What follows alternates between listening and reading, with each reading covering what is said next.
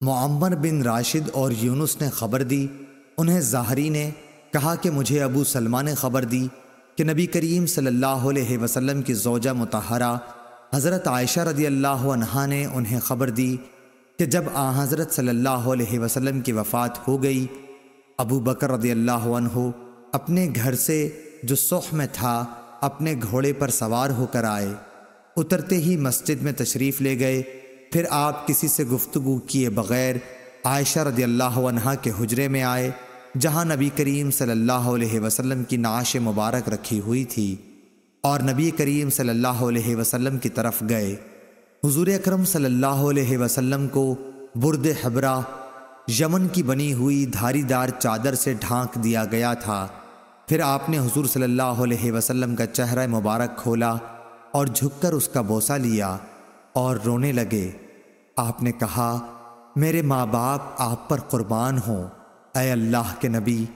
اللہ تعالیٰ دو موتیں آپ پر کبھی جمع نہیں کرے گا سوائے ایک موت کے جو آپ کے مقدر میں تھی، سو آپ وفات پا چکے۔ صحیح بخاری حدیث نمبر 1241 1242۔ سلیمان بن بلال نے بیان کیا، ان سے ہشام بن عروہ نے، ان سے عروہ بن زبیر نے، اور ان سے نبی کریم صلی اللہ علیہ وسلم کی زوجہ مطہرہ حضرت عائشہ رضی اللہ عنہا نے بیان کیا کہ حضرت صلی اللہ علیہ وسلم کی جب وفات ہوئی تو حضرت ابو بکر رضی اللہ عنہ اس وقت مقام صح میں تھے۔ اسماعیل نے کہا، یعنی عوالی کے ایک گاؤں میں۔ آپ کی خبر سن کر حضرت عمر رضی اللہ عنہ اٹھ کر یہ کہنے لگے کہ اللہ کی قسم، رسول اللہ صلی اللہ علیہ وسلم کی وفات نہیں ہوئی۔ حضرت عائشہ رضی اللہ عنہا نے کہا کہ حضرت عمر رضی اللہ عنہ کہا کرتے تھے، اللہ کی قسم اس وقت میرے دل میں یہی خیال آتا تھا اور میں کہتا تھا کہ اللہ آپ کو ضرور اس بیماری سے اچھا کر کے اٹھائے گا اور آپ ان لوگوں کے ہاتھ اور پاؤں کاٹ دیں گے جو آپ کی موت کی باتیں کرتے ہیں۔ اتنے میں حضرت ابو بکر رضی اللہ عنہ تشریف لے آئے اور اندر جا کر آپ کی نعش کے اوپر سے کپڑا اٹھایا اور بوسہ دیا اور کہا، میرے باپ اور ماں آپ پر فدا ہوں، آپ زندگی میں بھی پاکیزہ تھے اور وفات کے بعد بھی، اور اس ذات کی قسم جس کے ہاتھ میں میری جان ہے، اللہ تعالیٰ آپ پر 2 مرتبہ موت ہرگز طاری نہیں کرے گا۔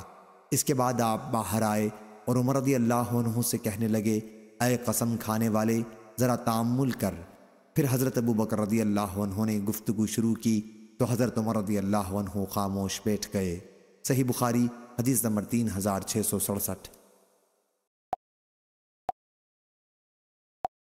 حضرت ابو بکر رضی اللہ عنہ نے پہلے اللہ کی حمد کی اور ثنا بیان کی، پھر فرمایا، لوگو دیکھو، اگر کوئی محمد صلی اللہ علیہ وسلم کو پوجتا تھا، یعنی یہ سمجھتا تھا کہ وہ آدمی نہیں ہے، وہ کبھی نہیں مریں گے، تو اسے معلوم ہونا چاہیے کہ حضرت محمد صلی اللہ علیہ وسلم کی وفات ہو چکی ہے، اور جو شخص اللہ کی پوجا کرتا تھا تو اللہ ہمیشہ زندہ ہے، اسے موت کبھی نہیں آئے گی۔ پھر ابو بکر رضی اللہ عنہ نے سورہ زمر کی یہ آیت پڑھی، اے پیغمبر، تو بھی مرنے والا اور وہ بھی مریں گے، اور اللہ تعالیٰ نے فرمایا کہ محمد صلی اللہ علیہ وسلم صرف ایک رسول ہیں، اس سے پہلے بھی بہت سے رسول گزر چکے ہیں، پس کیا اگر وہ وفات پا جائیں یا انہیں شہید کر دیا جائے تو تم اسلام سے پھر جاؤ گے، اور جو شخص اپنی ایڑیوں کے بل پھر جائے تو وہ اللہ کو کوئی نقصان نہیں پہنچا سکے گا، اور اللہ ان قریب شکر گزار بندوں کو بدلہ دینے والا ہے۔ راوی نے بیان کیا کہ یہ سن کر لوگ پھوٹ پھوٹ کر رونے لگے۔ راوی نے بیان کیا کہ انصار ثقیفہ بن ساعدہ میں سعد بن عبادہ رضی اللہ عنہ کے پاس جمع ہو گئے اور کہنے لگے کہ ایک امیر ہم میں سے ہوگا اور ایک امیر تم مہاجرین میں سے ہوگا، دونوں مل کر حکومت کریں گے۔ پھر ابو بکر، عمر بن خطاب اور ابو عبیدہ بن جراح رضی اللہ عنہ ان کی مجلس میں پہنچے۔ عمر رضی اللہ عنہ نے گفتگو کرنی چاہی، لیکن حضرت ابو بکر رضی اللہ عنہ نے ان سے خاموش رہنے کے لیے کہا۔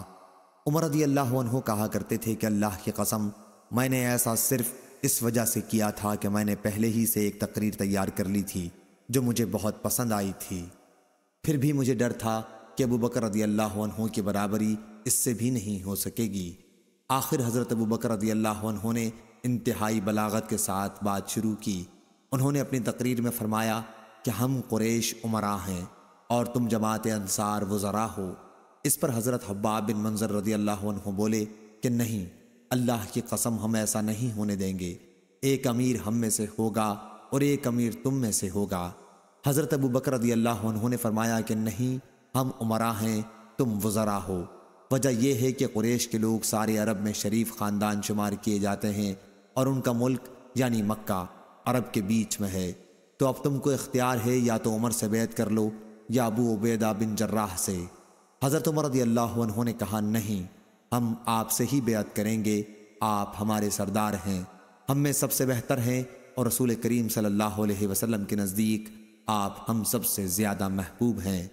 حضرت عمر رضی اللہ عنہ نے ان کا ہاتھ پکڑ لیا اور ان کے ہاتھ پر بیعت کر لی۔ پھر سب لوگوں نے بیعت کی۔ اتنے میں کسی کی آواز آئی کہ سعد بن عبادہ کو تم لوگوں نے مار ڈالا۔ عمر رضی اللہ عنہ نے کہا انہیں اللہ نے مار ڈالا۔ صحیح بخاری حدیث نمبر 3668۔